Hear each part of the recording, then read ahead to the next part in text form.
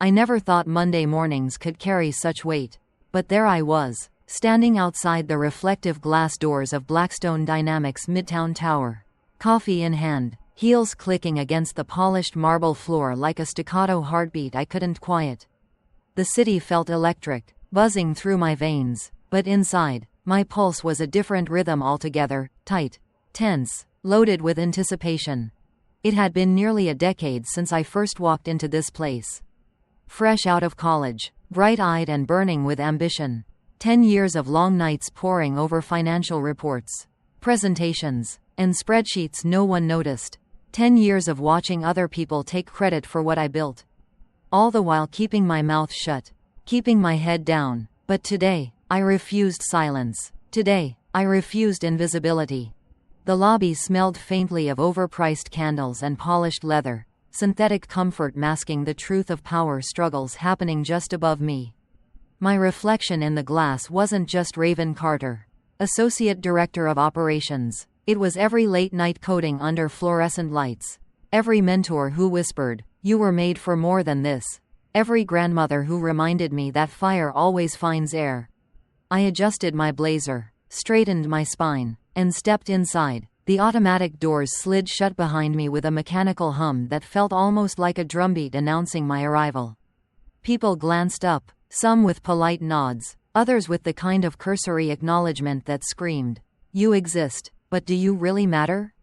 I took the elevator to the 24th floor, the buttons lighting up beneath my fingers. Floor 24, my floor, my battlefield. The doors opened to a corridor that smelled faintly of new carpet and recycled ambition. I walked past the cubicles, hearing the familiar chatter, the quiet desperation, the thinly veiled ambition, the soft whispers of office politics. Every step felt like a countdown to something I couldn't yet name. My office door stood open.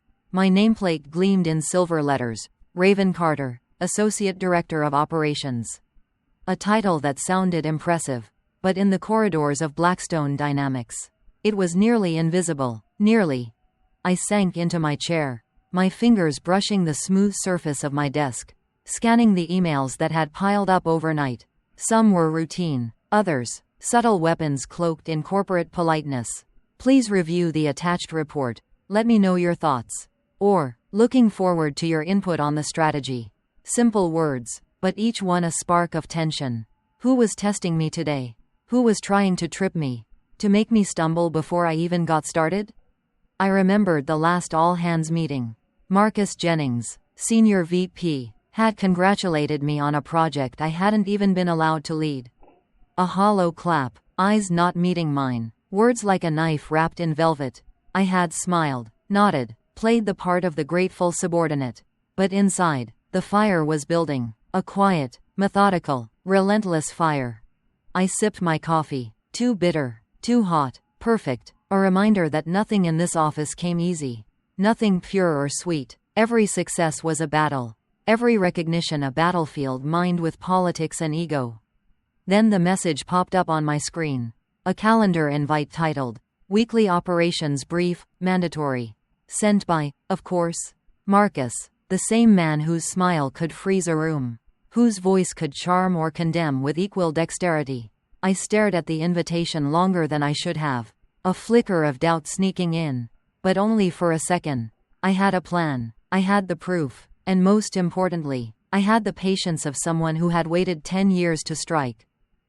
I looked out the window. The skyline stretching endlessly. Sunlight glinted off the surrounding towers. A golden reminder that the world outside this office was vast. And full of opportunity. Opportunity that I had almost let slip away in my quest to be good enough in someone else's eyes. No more. The hum of fluorescent lights filled the room. My fingers drummed lightly on the desk, echoing the rhythm of my thoughts. Analyze. Anticipate. Act. Every ally I had, every misstep I had documented, every late-night strategy session, it all led to this. To today. And yet, beneath the confidence, a shadow of doubt lingered.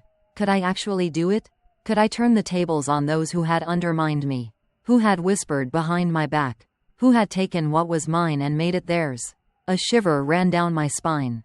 Not of fear, but of exhilaration. The moment before the storm always carried the sharpest clarity. I stood and straightened my jacket again, took a deep breath, and stepped toward the elevator. Every stride was deliberate, every step a declaration. This wasn't just about proving myself.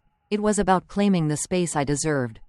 Every glance from my colleagues, every judgmental eye, every whisper in the hallway. They wouldn't see me coming, but I'd be impossible to ignore. As the elevator doors closed, I pressed the button for the boardroom. My reflection stared back at me in the polished metal. Raven Carter, 10 years of grinding, building, surviving, and now, a storm ready to break. In that instant, I promised myself, I would not just survive today. I would turn it into a reckoning.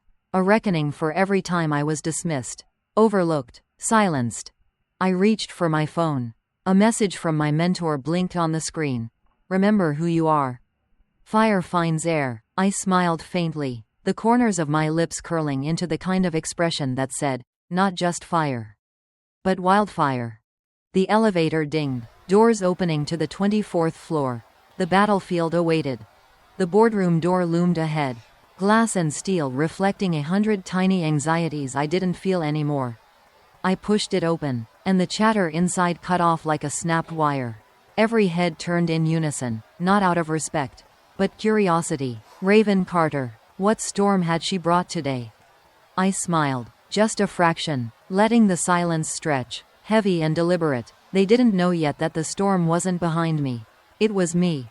The room smelled of polished oak and expensive coffee, a scent that always made me feel like the stakes were higher than they already were. Marcus Jennings sat at the head of the table, a mountain of charisma draped over a steel skeleton of ego. He smiled, and the room softened, like wax under heat. Raven, he said, his tone sugary, we're glad you could join us. I nodded, voice calm, but internally I was a coiled spring. Thank you, Marcus. I've been looking forward to this. Looking forward. It was true, but not for the reason he assumed. I had spent nights crafting this moment, tracing every email, every report, every whispered complaint that could serve as ammunition. Today wasn't about surviving the meeting. Today was about claiming what was mine. The meeting began, as always, with routine updates. Departments reported numbers, strategies, growth projections. It was like watching actors on a stage, performing rituals that meant nothing to anyone outside the company. I let them talk. I listened. I took notes in silence. Every word a breadcrumb, every slip a seed. Then came the part they didn't expect. The slide flickered onto the screen. Q2 operational efficiency metrics. Raven, Marcus said, why don't you take us through your department's report? I leaned forward, fingers brushing the polished table. I looked around the room, meeting eyes one by one. Some were polite, some skeptical, some openly smug. Good, the audience was ready. Certainly, I said, voice steady, resonant, but before I start, I want to clarify something. The numbers we're about to see, this isn't just data. It's a reflection of months of effort, oversight, and accountability. Heads turned, eyebrows raised. I let the pause linger. Tension hung like fog, thick and inescapable. I clicked the remote. Charts appeared. The numbers were precise, undeniable. A map of success that had been systematically misattributed for years. Names in the footnotes that were usually left blank now glowed with my contribution. Every late-night report, every adjustment no one noticed, every time I covered someone else's mistake, it was all there. And as you'll notice, I continued, there's a discrepancy in the leadership reporting that affects our projected outcomes. These misalignments have been costing the company, financially, operationally, and culturally. Marcus's smile tightened, a twitch at the corner of his mouth. Some of the board members shifted in their seats. Uncomfortable. Good. I kept going, voice calm but cutting, deliberate. I highlighted inefficiencies, oversights, and errors that had gone ignored for far too long. Each revelation landed like a hammer blow. I didn't yell, didn't accuse. I simply presented facts. And facts, in this room, were explosives. By the time I clicked to the last slide, silence had settled over the boardroom like a heavy curtain. The weight of acknowledgement pressed down on everyone's shoulders. No words, no defenses, Just numbers. Just truth. Unvarnished and impossible to ignore. I leaned back, letting my hands rest lightly on the table, allowing my calm confidence to fill the space. Marcus's jaw clenched. His eyes flicked to mine, trying to gauge, intimidate, control. But I was no longer a subordinate. I was a force, measured and precise, an unstoppable vector of accountability. Then, soft applause. Not from Marcus, not yet, from Olivia Simmons, a mid-level manager who had quietly supported me for years, often at personal risk. She smiled, small but fierce, and in that smile, I saw every ally I'd ever needed. Every whisper of support in the shadows had led to this moment. Marcus cleared his throat. Raven, this is unexpected. I smiled, polite, controlled. Sometimes, leadership requires facing uncomfortable truths. I'm here to ensure that the company grows, not at the expense of accountability, but because of it. The room shifted. I could feel it. People were recalibrating their perceptions. The quiet power of standing firm, of speaking truth with intelligence and restraint. It was contagious. The meeting ended, not with chaos, but with a new awareness. People left the room murmuring, and I remained for a moment, letting the weight of the victory settle. Not a complete victory, not yet, but a beginning.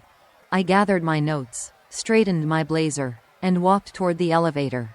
As I exited, my phone buzzed. A message from my mentor. Exactly what I expected. Keep moving. Let them feel the shift. I smiled. Yes, they would feel it. Marcus Jennings would feel it. The entire boardroom would. And this was only the opening act. I knew that after the boardroom, the calm wouldn't last. Success, especially the kind that unsettles old hierarchies and rewrites unspoken rules, never arrives gently. It doesn't knock politely. It kicks doors open, rattles the walls, and makes everyone in the building question where they stand. Success is a living, breathing organism. It feeds on attention. It provokes enemies. And it often hides behind the mask of sudden allies who smile at you in daylight but sharpen their knives at night. By Monday morning, Redwood wasn't the same place I had walked into the week before. The air was charged, thick, the way it feels before a thunderstorm. The whispers weren't just whispers anymore. They had a rhythm, a current, moving through cubicles and conference rooms like electricity. Some carried curiosity, others admiration, but there were also those laced with venom, envy, fear, resentment. I could feel all of it chasing me down the marble corridors as my heels clicked like drumbeats of defiance. And it wasn't only the junior staff glancing over their monitors. Not just mid-level managers pretending to focus on spreadsheets as I passed by. No, this attention came from higher ground. From predator eyes, the kind of gaze that doesn't just watch, it hunts. I didn't need to turn around to know Marcus Jennings had already set his counterplay in motion. He was too polished, too experienced to come at me head-on. No, Marcus was the kind of man who played subtle games, who preferred to poison a well quietly rather than smash it in broad daylight. The first warning came faster than I expected. An email, no sender, no signature, anonymous, but not sloppy, just enough breadcrumbs to spark suspicion. None to trace back to him. A neat string of sentences crafted to look objective, professional, almost concerned. Perhaps Raven's numbers are correct, but methods are questionable. Oversight required. I sat frozen for a moment, staring at the words glowing on my screen. It wasn't just an email. It was a shot across the bow. A reminder. We're watching. We're waiting for you to slip. My thumb hovered over the reply button. Every part of me wanting to fire back, to slice the insinuations apart with hard evidence and firepower. But I didn't, not yet. Instead, I built my armor. Preparation became my weapon. Every report I had authored, every contract I'd touched, every email thread connected to my work, I reviewed them with surgical precision. I traced shadows for weaknesses, analyzed every possible angle Marcus could weaponize against me.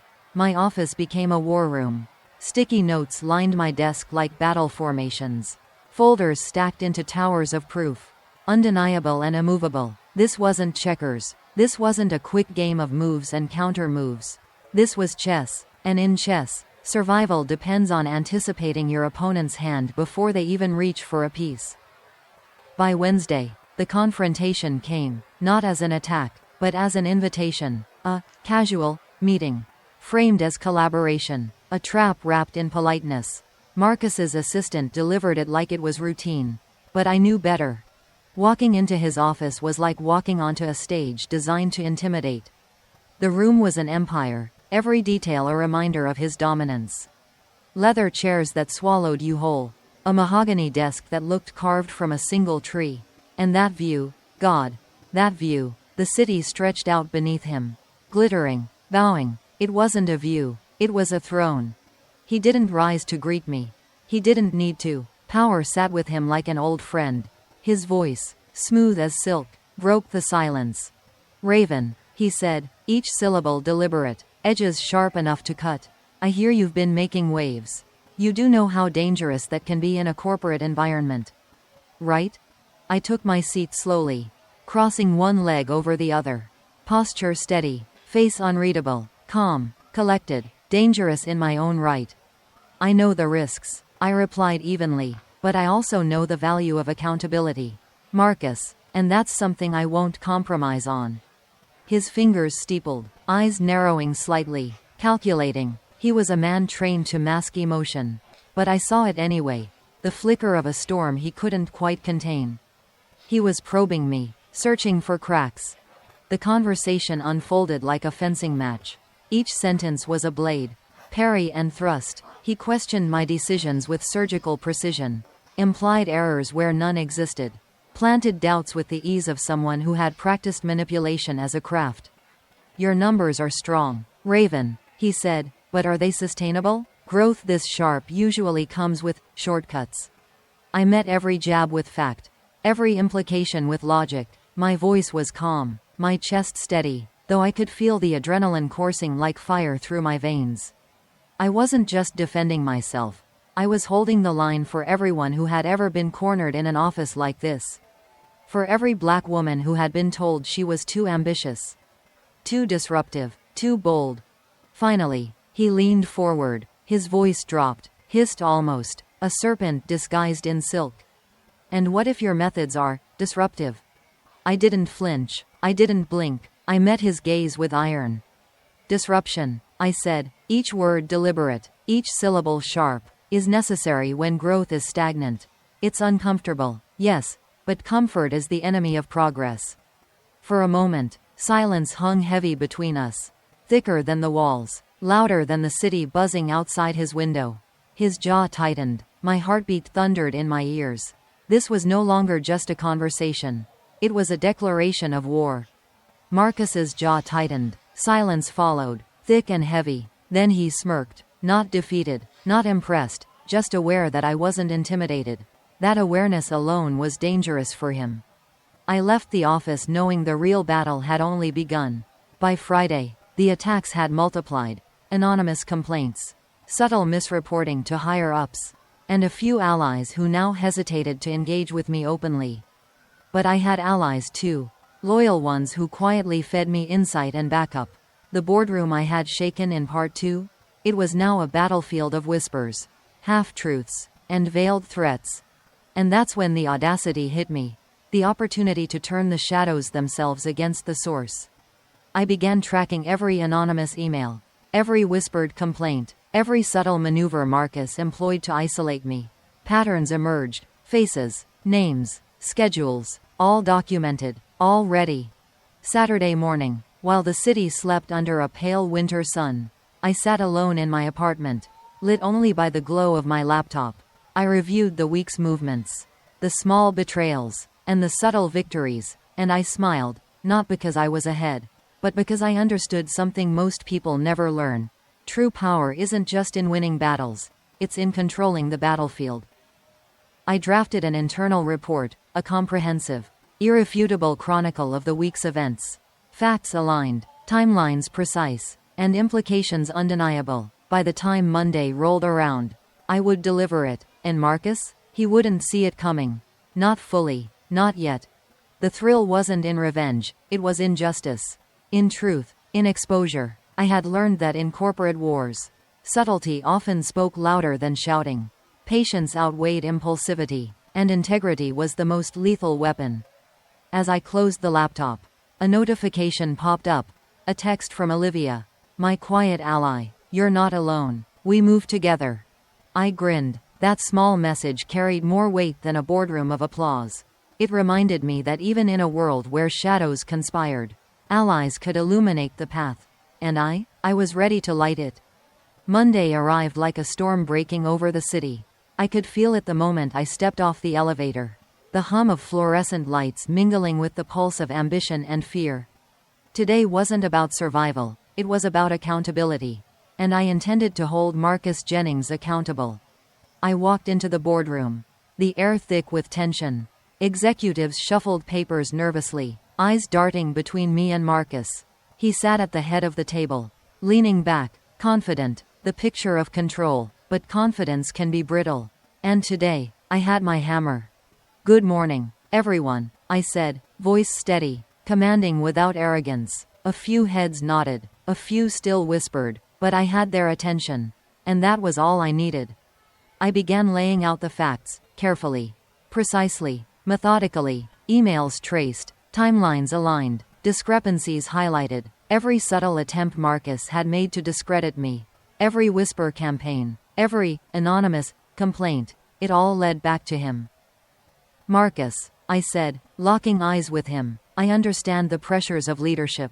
But misleading the board, manipulating outcomes, and undermining colleagues? That's not leadership, that's sabotage. A murmur ran through the room. Eyes widened, phones were discreetly lifted to record. And Marcus shifted in his seat. The calm mask cracked, if only slightly. He tried to interrupt, his voice sharp, a practiced display of dominance. But I didn't flinch. Please, I said, soft yet lethal, let me finish. As I walked them through the evidence, I could feel the board's perception shifting. Facts have a way of cutting through charisma, of exposing the weak under the guise of strength. I saw nods from quiet allies, skepticism from those on the fence, and an unmistakable tension in Marcus's jaw. By the end, the room was silent. Not a single person spoke. The power dynamics had shifted. I had moved from challenger to authority. And Marcus? He had no play left. Raven, said the chairwoman finally. Her tone measured. Thank you for your thoroughness. The board will take this under advisement. Your integrity is noted. Integrity. That word echoed in my mind. That was the weapon I had wielded all along. Not anger, not revenge, but truth. After the meeting, I stepped out into the corridor. Adrenaline still coursing through my veins. I allowed myself a small smile. The kind that comes from knowing you've played your hand perfectly. And in that moment, I realized something profound. Victory isn't just about winning, it's about setting a precedent. About showing the world that corruption and manipulation, no matter how subtle, have consequences. As I walked back to my office, my phone buzzed. A text from Olivia. You did it. They saw you. They respect you. We see you. I paused, staring at the city skyline. And for the first time in months, the weight of every late night, every whispered threat, every doubt I had felt melted away. Today wasn't the end, but it was a declaration. Raven had arrived. And anyone who underestimated her from here on out would regret it. I knew this day would come. I just didn't know it would feel like walking on a tightrope stretched over a stormy sea. My heart drumming a rhythm of fear and defiance. As I pushed open the heavy glass doors of Redwood Global's executive floor. The fluorescent lights flickered like a warning, but I didn't flinch. Not today, not after everything. Marcus was already there, his tailored suit perfect, his smile sharper than a guillotine. He looked at me, all confident charm. And I could feel the invisible walls closing in. Board members and senior executives milled about, sensing the tension, whispering. They had been waiting for a spectacle. I was about to give them one. I took a deep breath, feeling every ounce of doubt I'd carried over the past months melting away. All the late nights, the stolen files, the hidden recordings, the countless moments where I thought I might crack, every bit of it had led to this. I wasn't just fighting for myself anymore. I was fighting for every black woman who'd been overlooked, underestimated, and dismissed in places that should have recognized talent over privilege. Raven, Marcus's voice cut through the hum. Smooth and patronizing. You've certainly made your presence known. But let's see if your evidence holds up. I smiled, not the polite, fearful smile I had once worn, but the one that carried fire. The one that said, I've got this. I activated the screen behind me. One by one. The emails, the manipulated reports, the strategic undermining, the secret bonuses, all laid bare. Gasps filled the room. Some eyes widened in disbelief. Some in silent acknowledgement, and some in fear, Marcus's included. I felt my pulse sink with the pounding of their surprise. I didn't just want to win. I wanted them to understand the cost of arrogance. The price of ignoring truth. I stepped forward, my voice steady, unwavering. This isn't just about me, I said, letting each word settle in the room like a drop of molten gold. It's about integrity, accountability, and the kind of leadership that Redwood Global deserves. We can't thrive on fear, favoritism, or deception. We deserve better, and I refuse to let anyone, especially those in power, believe otherwise. Marcus tried to interrupt, his tone slipping into defensiveness. But I cut him off. Every slide, every piece of evidence, every indisputable fact was my weapon. And today, I wielded them all with precision. I saw the change in the room. The board members whispered, some nodding subtly, others exchanging glances that said, finally, someone is speaking truth. Marcus's mask cracked. The confidence he'd carried like armor for so long began to falter. I paused, letting it sink in, watching as the dominoes fell. The silence was deafening, powerful. I felt the weight of years of dismissal, doubt, and microaggressions lifting from my shoulders. I had survived every sneer, every setback, every whispered, she can't do it. And now, I had the room's attention. When it was over, when the last piece of evidence had been acknowledged, the first board member spoke. Raven, you've done what none of us could see coming. This is integrity. This is leadership. A fire ignited inside me. Fierce and liberating. The room erupted, not in applause. Not yet, but in acknowledgement. And in that moment, I realized something profound. I hadn't just won a corporate battle. I had reclaimed my voice, my power, and my truth. As I left the boardroom, head held high, I allowed myself a small, triumphant smile. Marcus slunk past me, silent, defeated, and I felt no pity. None was needed. Victory wasn't about revenge, it was about righteousness. And I had it in spades. Walking down the corridor, I thought about all the young black professionals who might be watching. Who might feel unseen in rooms like this. I wanted them to know, you are seen. Your work matters, your voice is powerful, and you can rise, even when the odds are stacked against you. I opened my phone and typed a quick message to my mentor. We did it, they saw. We are unstoppable. And just like that, I felt it, the spark of a revolution that started with one woman refusing to stay quiet. One woman standing tall, one woman saying, enough. The war wasn't over, not entirely, but the board knew, Marcus knew, and most importantly, I knew that I had won the battle that mattered most, the one inside myself. The first morning after the boardroom showdown felt surreal. Almost unreal, like the city had shifted slightly on its axis and I was finally standing upright in a world that had tried so hard to tilt me over. My apartment was quiet, a stark contrast to the storm I had left behind. I sat by the window, coffee in hand, watching the sunlight split across the skyline. Everything was calm, yet inside, I was electric. Every nerve ending humming with the kind of satisfaction that only comes after a battle won with integrity, grit, and unwavering truth. I replayed the previous day in my mind, the faces, the whispers, the undeniable realization in Marcus's eyes as the truth I had meticulously collected dismantled his empire of false confidence. It wasn't just his downfall, it was a reckoning. A clear message that talent, honesty, and courage could not be silenced by nepotism or fear. And yet, there was still work to do. The fallout was just beginning. Email chains erupted overnight, executives and staff alike analyzing every piece of evidence, murmuring about accountability, promotions, and the new dynamics at Redwood. I knew that a single victory, no matter how dramatic, wasn't enough to reshape a culture built on years of ignoring the overlooked, the underestimated, the marginalized. I walked into the office that morning like a storm entering a room. Whispers followed me, not sneers, not disbelief, but a mix of respect, curiosity, and cautious admiration. People who had previously ignored me now paused mid-step to acknowledge my presence. I met their eyes directly, letting them see the woman who had dared to challenge the impossible, who had refused to bow to fear disguised as authority.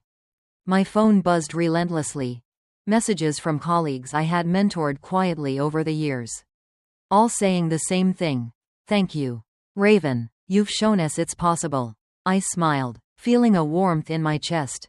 This wasn't just my victory, it was theirs too. The silent army of professionals who had suffered in the shadows, waiting for someone brave enough to lead the charge. As the day unfolded, I began receiving invitations for meetings I'd never imagined. Leaders from other departments, eager to collaborate, to understand how I had navigated the treacherous waters and come out unscathed. I realized then that my role was shifting, from survivor, from fighter, to mentor, to symbol. I wasn't just changing Redwood, I was changing the narrative for everyone who came after me. And Marcus? He tried to reassert control, but his attempts were futile. The room no longer responded to him with obedience. He was a cautionary tale now, a reminder that power without integrity is fragile. Every time he walked past me, I could feel the tension radiating off him, a silent acknowledgement of defeat. I didn't gloat, I simply carried on. Victory doesn't need to shout, it resonates in every confident step, every steady gaze, every decision made with clarity. By the afternoon, I convened a meeting with my closest allies. Together, we strategized not just about damage control or internal policy, but about a long-term plan to embed accountability into the company's DNA. Policies, mentorship programs, transparency initiatives, all of it began to take shape. It was meticulous, methodical, and sometimes exhausting, but it was meaningful, and meaning is far more powerful than fear. That evening, as I sat alone in my office, reviewing documents for a new initiative, I reflected on the journey, the struggle, the sleepless nights, the doubts. I could finally see them as necessary fire. Without them, I wouldn't have been ready to command this room, to assert my influence, to guide others in a world that often undervalues them. I was no longer just surviving corporate warfare, I was thriving, shaping, and leading it. I pulled out my phone and drafted a quick post for my personal network. Truth matters, courage matters, and integrity will always find its way to the top. To anyone fighting silent battles, remember, your voice, your work, and your resilience are more powerful than any obstacle. Stand tall, speak truth, and lead with conviction. Before hitting send, I paused, thinking about the people watching, listening, hoping for a spark of inspiration. This was my chance to ignite it. I smiled and pressed share.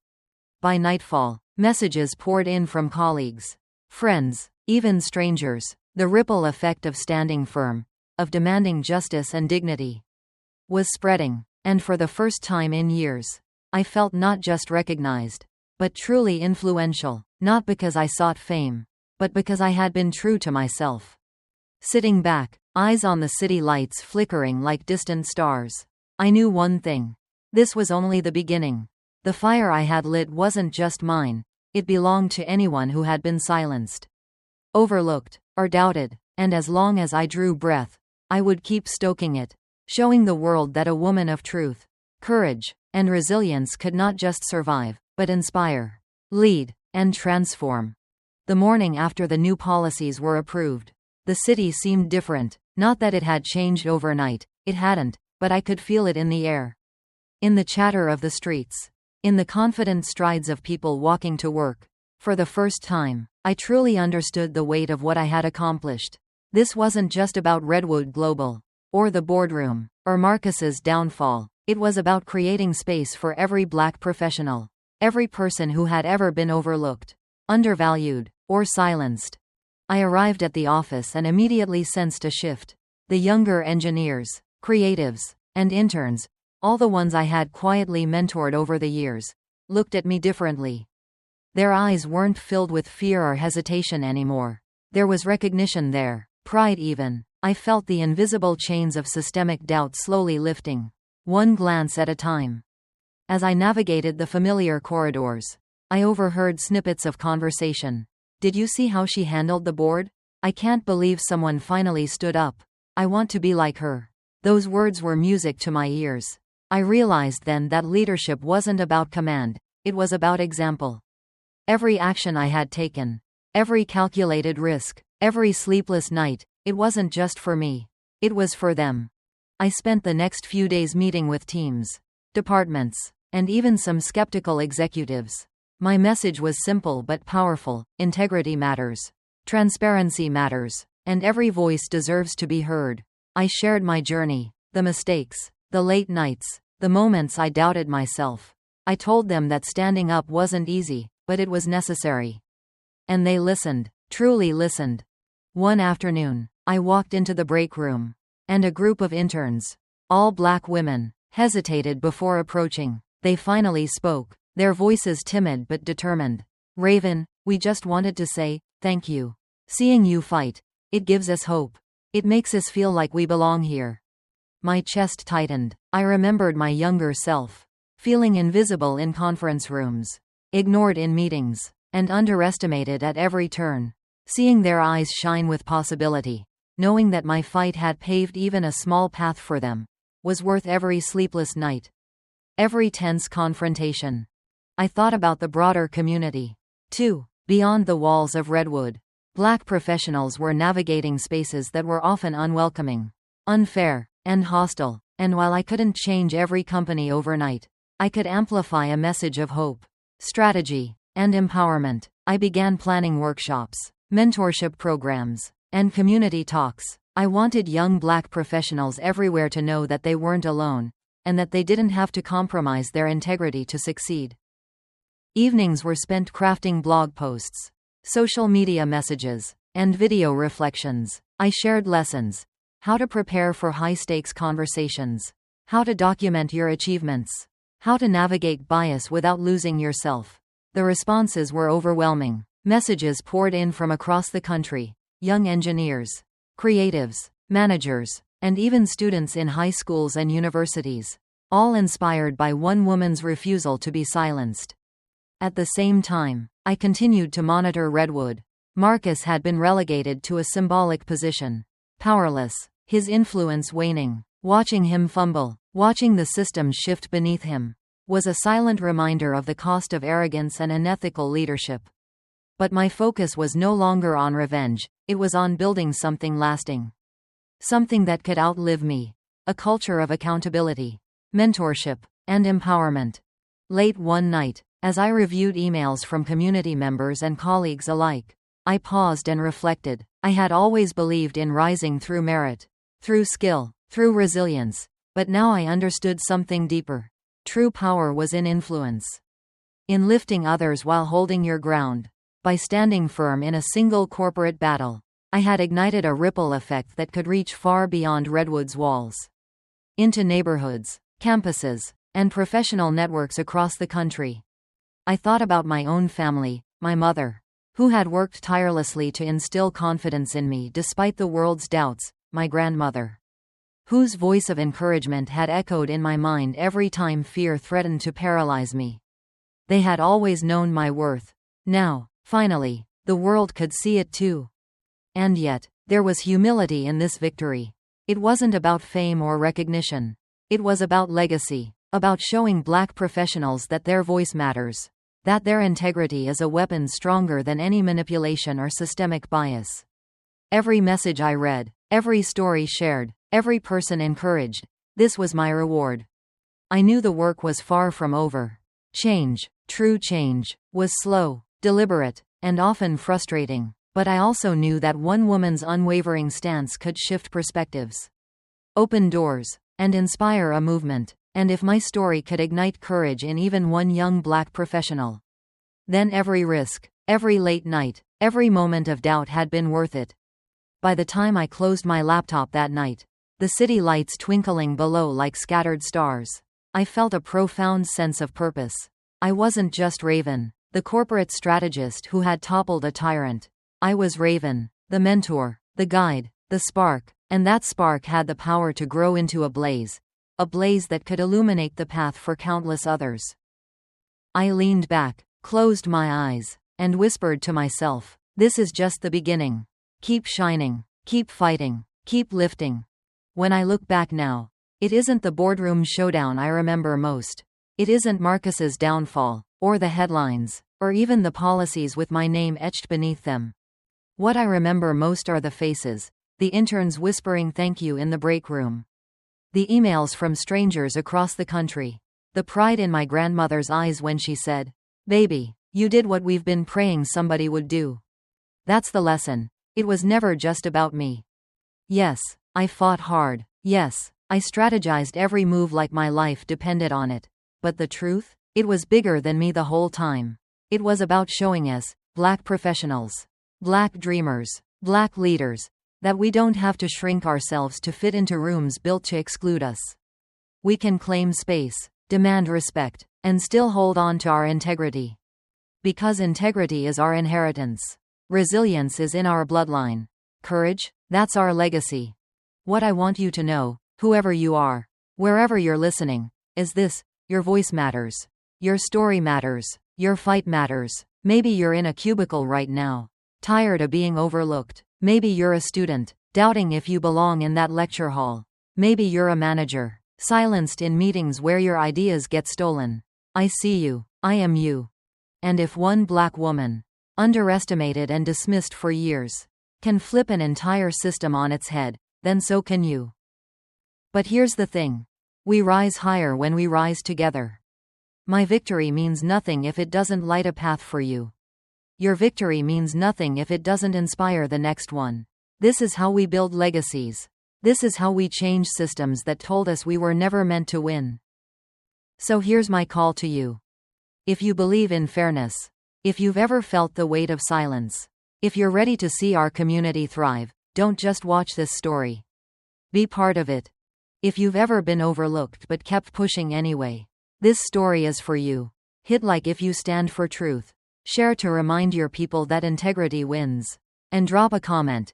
Tell us how you turned your struggle into strength. Let's rise together. This isn't the end. It's a beginning, a movement, a reminder that when we rise together. And I promise you, Raven's story won't be the last. Yours is next.